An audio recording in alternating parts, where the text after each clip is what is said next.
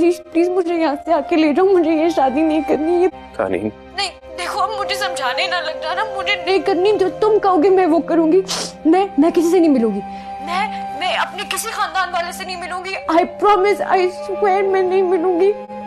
जो तुम कहोगे मैं करूंगी, मैं तुम्हारे खानदान की पूरी जिंदगी खिदमत करूंगी। मुझे ले जाओ यहाँ से आगे, मैं नहीं कर सकती।